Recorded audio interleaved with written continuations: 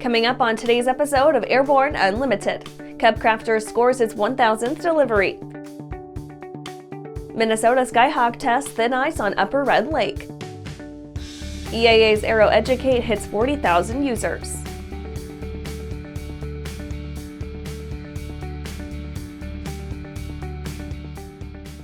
Welcome to Airborne Unlimited. I'm your host, Holland Lee. Let's get into today's stories. CubCrafters scores its 1,000th delivery. It's one heck of a milestone. CubCrafters made company history this week by delivering its 1,000th new aircraft to Tim Sheehy, CEO of Bridger Aerospace in Bozeman, Montana. The milestone aircraft, a CubCrafters CC19-215 XCub, was delivered in Bridger Aerospace firefighting livery. The paint scheme itself a tribute to the company's fleet of Canadair CL-415 Super Scooper water bomber aircraft, where the bird is going to be in good company.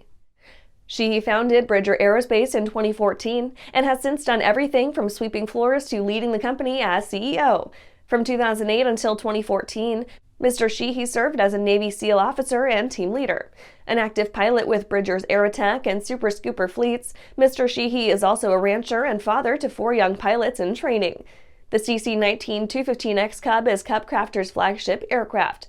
With the largest engine, a 215-horsepower Lycoming IO390 with dual electronic ignition, and the best avionics, a modern lightweight Garmin glass panel with autopilot, the XCub boasts the most useful load, best range, and highest speed of the entire CubCrafters fleet. A fully FAA-certified aircraft, it is sold for personal recreational use, commercial utility purposes, flight training, and government use.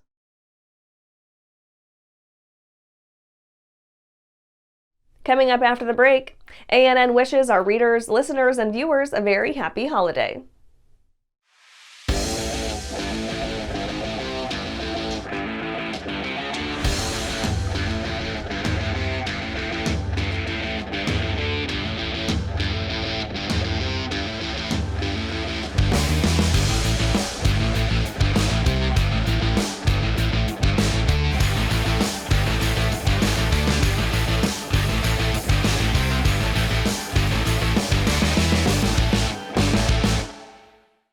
Skyleader Aircraft offers a lineup of the most powerful, durable, and efficient light sport aircraft in the industry. From trainers to roomy cockpits for long hauls, Skyleader has an aircraft for you. And the best part? They're in your budget. Skyleader's base prices are set low to give you room to customize your aircraft to your needs, desires, and wallet, allowing you to put your money where it matters to you most. Visit flyskyleader.com today to learn about our aircraft, customization options, and chat with the team. Well, hello, fellow pilot. I'm John King. And I'm Martha King. You know, we've all had our flying lives disrupted lately. Well, King Schools is here to help you stay up to date with courses that you can access on your desktop, iPad, or iPhone. If you'd like a refresher or just want to expand your aviation horizons, we have a course for you. So head over to kingschools.com/Rusty today for details. Welcome back. Now let's take a trip around the patch for some shorter stories. ANN wishes our readers, listeners, and viewers a very happy holiday. Aero-News will be publishing at a slightly reduced level December 24th, 25th, and 26th, as our staffers spend some time with their families, some of whom may not recognize them away from their computers. You'll still be able to find several new stories each day on our website, and Airborne will return on the 27th. We celebrated an amazing milestone last month, the 27th anniversary of Aero-News itself, which has grown remarkably from what we envisioned once upon a time to what it is now. Lufthansa Group to buy up to 100 737 MAX jets. Boeing and the Lufthansa Group have announced a 737 MAX order for up to 100 jets that will see Europe's largest airline group restore the Boeing 737 family into its fleet. The commitment includes a firm order for 40 737-8 airplanes with 60 options. Lufthansa launched the Boeing 737 in 1967, taking delivery of the first of 146 737s until its final delivery of a 737-300 in 1995. The airline retired its last 737 in 2016. Southwest pilots announce agreement. The Southwest Airlines Pilots Association and Southwest Airlines announced that an agreement in principle on a new contract has been reached. Southwest folks may have an updated contract soon thanks to their negotiating committee. An AIP in place allows them to move toward a tentative agreement, which will be voted on by the 11,000-strong pilot group before moving on to become an active contract. Before the pilots can vote, however, the agreement has to pass muster from SWAPA's 25-man board of directors. Virgin Galactic sets first 2024 flight. Virgin Galactic has announced that the Galactic 6 flight window will open January 26, 2024. This will be the company's 11th spaceflight to date and will follow a year of human so-called spaceflight achievements that included 6 suborbital spaceflights in 6 months. We use the term so-called due to the fact that these flights do not exceed the altitude established as the Kármán line, which has been used by the FAI to mark the boundary of space. 4 private astronauts from 3 different countries will journey to space on Virgin Galactic's 6th commercial spaceflight. That's it for today's trip around the patch. Let's get back to the rest of the news. Minnesota Skyhawk tests thin ice on Upper Red Lake.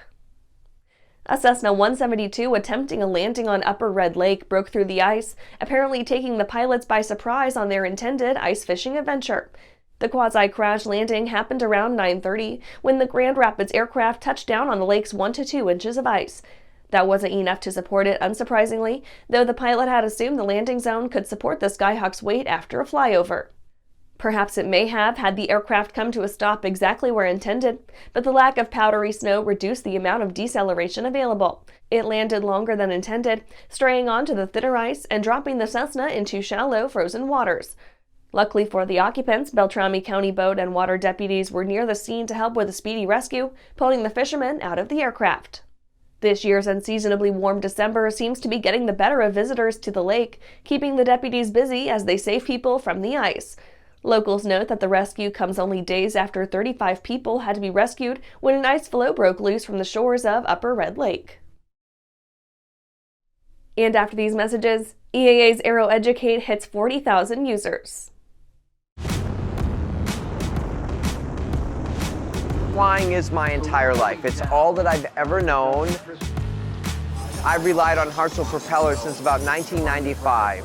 Hartzell means much more than a propeller. It's a relationship. When you hear the phrase built on honor, they care about us as pilots, they care about our community, and they care about the product they build. It's such a proud honor to fly behind that propeller.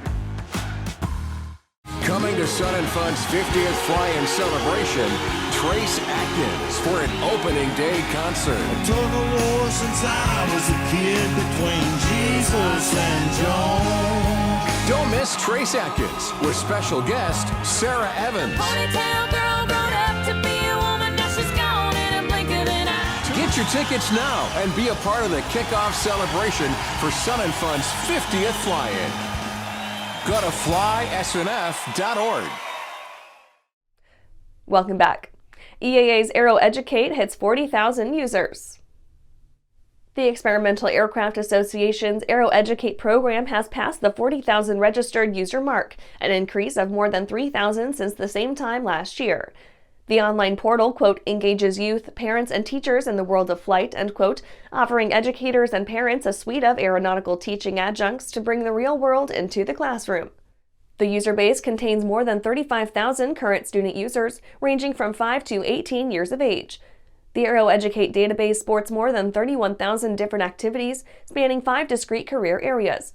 Some are individual do-it-yourself projects, others classroom activities, but all share the same theme, bringing aviation into the reach of children everywhere. The EAA was smart about bringing kids into the fold, gamifying the learning process with milestones and niceties like earning digital achievement badges that can be printed as certificates of accomplishment.